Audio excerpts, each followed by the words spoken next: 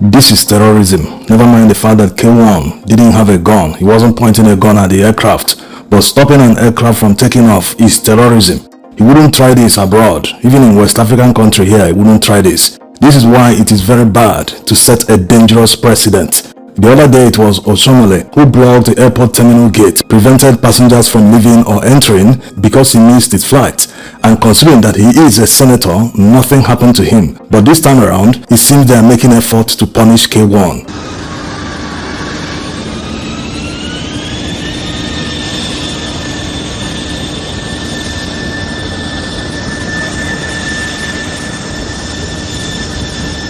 He has been banned from flying in Nigeria for the next 6 months. They also withdrew the license of the captain and the pilot of the value jet aircraft because of this.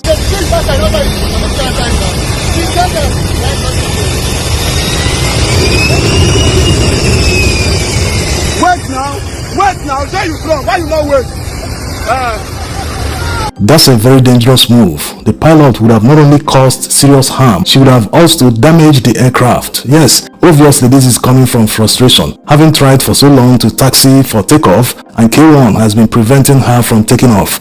But two wrongs don't make a right. All the others standing there with him, pleading with him to leave, they should all be investigated, because the moment he stood in front of the aircraft, they should have called the airport police to come and forcibly remove him. Yes, that's the protocol. Even K1 was not supposed to be able to cross the check at the terminal. The moment officials demanded to see the liquid contained in the flask K1 was holding and he refused to show them, he shouldn't have been able to cross that point. That's the security protocol. They failed in their duties. They should have called the police on him instantly at that point. There shouldn't have been anything like him trying to access the aircraft in the first place when he hasn't cleared the basic security protocol. This is it. So you can imagine all the failures. He failed the first security checkpoint and he was able to get to the aircraft. In the process of boarding, the people there still demanded to see the liquid inside, and after arguments and refusals, he eventually opened the liquid and poured it on one of the officials. It's not clear how this happened, whether he intentionally poured it on him or not, but at that point, the pilot intervened and it was reported that the pilot received the same treatment. After that, they were able to get K1 down the stairs and the jet prepared to taxi for takeoff. That was when K1 started blocking and preventing the jet from taxiing to take off. So you can see this is the result of people failing to do their jobs. If officials were able to stop K1 at the gate, all this wouldn't have happened. But because they were afraid, maybe they've seen that this is K1, he's friends with Tinubu, maybe he's also friends with the aviation minister, no one wants to lose their jobs. That's the problem. This is the crux of the matter. If they do their jobs diligently without fear or favor, then we won't have any problems.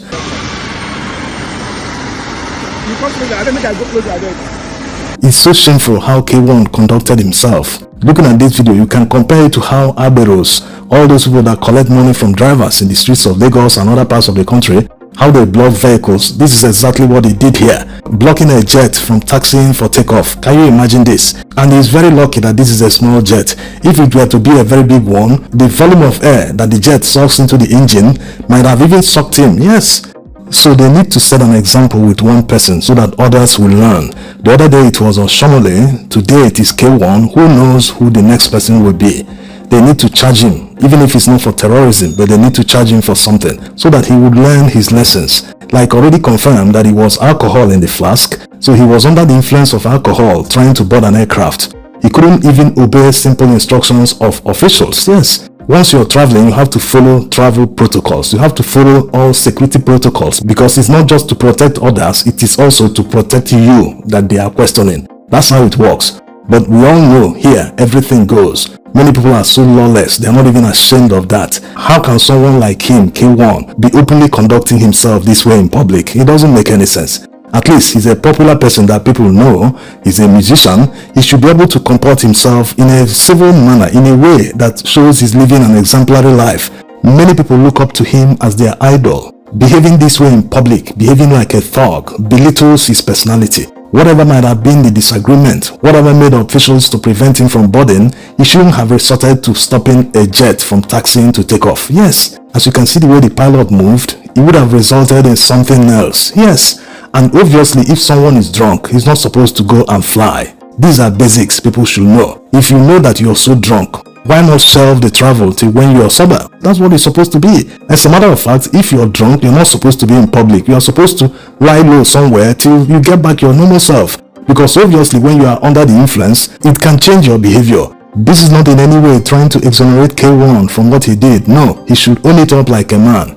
If this were to be in the UK or any other country abroad, he wouldn't do this. Even if he was drunk, he would still mind his business. He would still respect authority. Yes, it's just that lawlessness in Nigeria. They always resort to, do you know who I am? Do you want to lose your job? I will make sure you lose your job. Many kind of threats.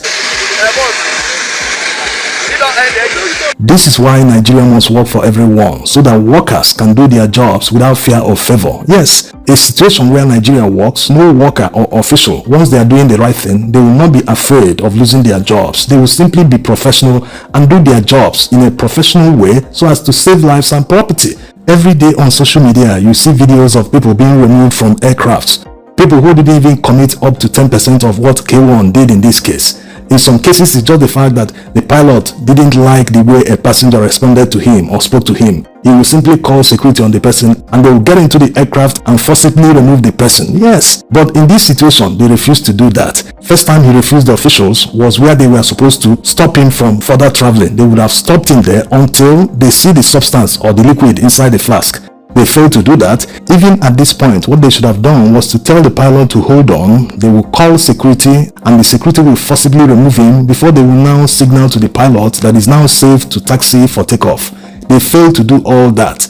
So if they are truly serious about stopping these type of issues in our airports, they need to make an example.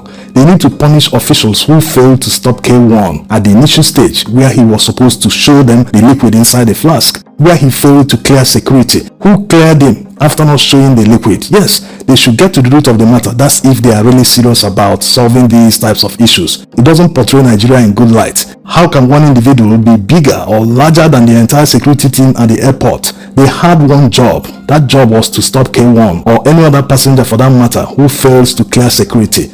There are a lot of items that are prohibited from flying. Yes, not that these items are contraband. They are not. It's just that passengers are prevented from flying with these items. So if any passenger fails to clear security or fails to show security what he's traveling with, what's in his possession, then it means the person should not be allowed to fly. That's the correct protocol.